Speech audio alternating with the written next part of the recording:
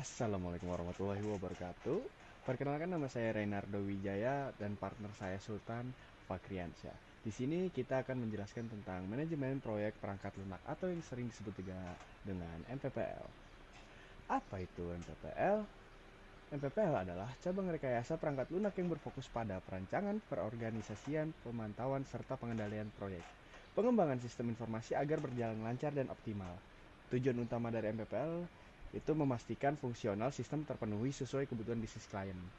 Lalu triple constant itu gunanya untuk menyeimbangkan batas waktu pengerjaan, estimasi biaya, anggaran, dan ruang lingkup mutu. Lalu mitigasi kegagalan adalah menghindari delay, pembengkakan biaya, dan integrasi kode yang tidak kompatibel. Selanjutnya, MPPL juga terdiri dari 4 pilar yang berfokus pada manajemen proyek. Yang pertama itu ada manusia atau people yang mengelola elemen terpenting seperti tim pengembang, klien, manajer, serta menjaga komunikasi dan sinergi antar pihak agar pengerjaan tetap sinkron. Lalu yang kedua itu ada perangkat lunaknya atau produk yang mendefinisikan spesifikasi produk, fungsi, batasan sistem, serta performansi software yang ingin diwujudkan agar tepat. Yang ketiga itu ada proses kerja. Memilih dan menerapkan framework pengembangan seperti SDLC atau Agile untuk menjalankan tugas teknis secara rapi. Yang terakhir ada project. Project itu upaya manajerial keseluruhan untuk estimasi dana, penyusunan jadwal, pemantauan risiko, dan penjaminan mutu hingga penyerahan. Selanjutnya, langkah awal dan lingkup masalahnya. Yang pertama, penentuan ruang lingkup. Fase mendasar untuk menyepakati batas-batas pengembangan produk. Yang ya, antara lain seperti konteksnya bagaimana software menyatu dengan sistem eksternal. Lalu tujuan informasinya, data apa yang diproses dan dihasilkannya. Selanjutnya, fungsi dan untuk kerja seperti fitur fungsional apa yang wajib ada. Selanjutnya nomor 2. Nomor 2 itu dekomposisi masalah. Membagi persoalan kompleks menjadi modul yang lebih kecil agar mudah dikelola. Fungsionalitas utama, pembagian fungsi sistem agar jelas modulnya. Lalu proses penyampaiannya. Proses penyampaiannya menentukan urutan kerja dari analisis hingga testing. Yang terakhir, solusi alternatif. Menyiapkan skenario cadangan jika terkendala teknis.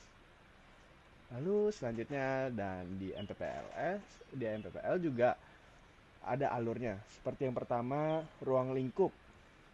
Ruang lingkup yang mendefinisikan batasan pekerjaan agar proyek tidak mengalami penambahan fitur tanpa kendali atau yang sering disebut juga sebagai scope creep.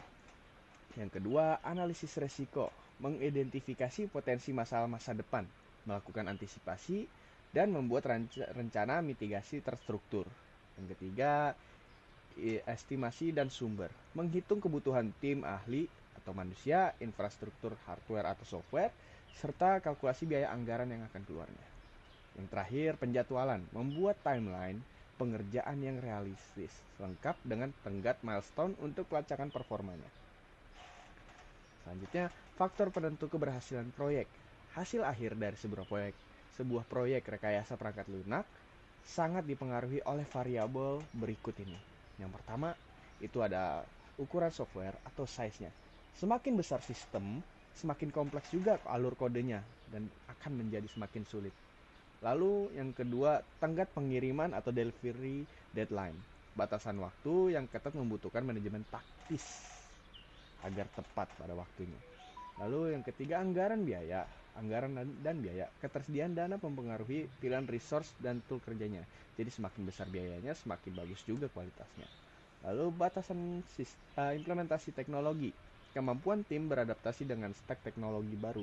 Jadi perlu penyempurnaan dan penyamaan terlebih dahulu. Yang terakhir, batasan sistem atau system constraints.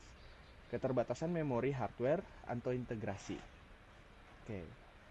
Dan selanjutnya akan dibacakan oleh Mas Sultan Fakriansyah. Silakan. Terima kasih. Dilanjut dengan saya Sultan Faryansyah Amir dengan NIM 2370231077. Kali ini saya akan melanjutkan presentasi dari teman saya Ardo. Mulai dari slide 7. Permasalahan dalam manajemen proyek, kualitas dan risiko, bagaimana menguji kualitas produk di setiap tahapan agar cacat kode program dapat diselesaikan dengan lebih cepat sebelum rilis. Kedua, akurasi estimasi. Kesulitan dapat memperkirakan beban kerja tim berdasarkan ukuran program serta banyak biaya tak terduga di tengah pekerjaan. 3. Komunikasi pelanggan. Menjembatani perbedaan bisnis penggunaan dengan bahasa teknis tim dan perancangan agar tidak terjadi salah paham. Hampir sebagian besar kegagalan proyek diakibatkan oleh kurangnya pemantauan atau monitoring perkembangan tugas secara berkala. Kedua, 8. Analisis penyebab kegagalan proyek. 1. Masalah perencanaan dan klien. Batas waktu tidak realistis, menyetujui deadline terburu-buru demi proyek. Kedua, scope creep atau klien sering mengubah keinginan tanpa perubahan estimasi biaya. Ketiga, meremehkan pekerjaan, mengira proses pembuatan modul mudah tanpa riset matang. Dan masalah teknis dan sinergi tim. Kesulitan teknis tak terduga menemui bug atau estimasi teknologi baru. Kedua, miskomunikasi internal. Anggota tim tidak sinkron saat menggabungkan modul kode. Ketiga, kesalahan manajemen atau PM kurang melakukan pelacakan tracking progres harian. Metode pengukuran perangkat lunak. Mengapa harus diukur? Pengukuran membantu pengembangan evaluasi dan meningkatkan kualitas produk di setiap literasinya. Pengukuran langsung. Fokus pada aspek fisik atau biaya yang mudah dihitung. Contoh LOC atau length of code, kecepatan eksekusi program, penggunaan memori komputer, jumlah cacat. Pengukuran tidak langsung. Menilai kualitas yang abstrak, contoh kompleksitas, logika program, kemudahan pemeliharaan, dan efisiensi algoritma, dan kendala lainnya.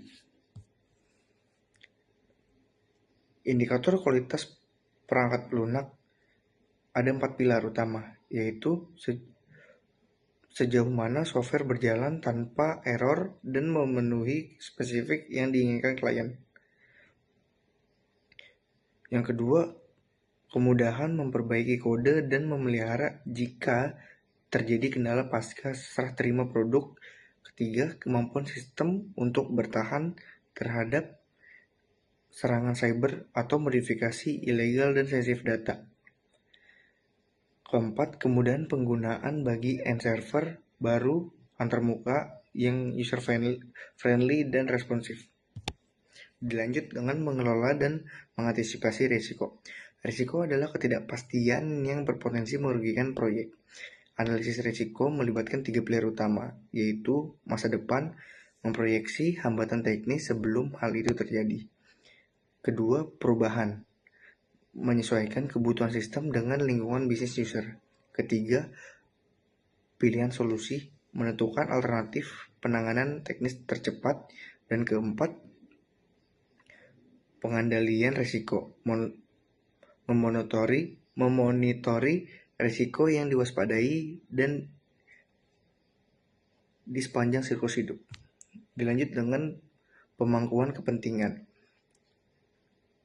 Di sini bisa kita lihat ada pemangkuan kepentingan. Yang pertama, peran stakeholder, yaitu dibawahi oleh senior manager, bawahnya project manager, dan pelaksana, dan pelanggan, dan yang terakhir end user.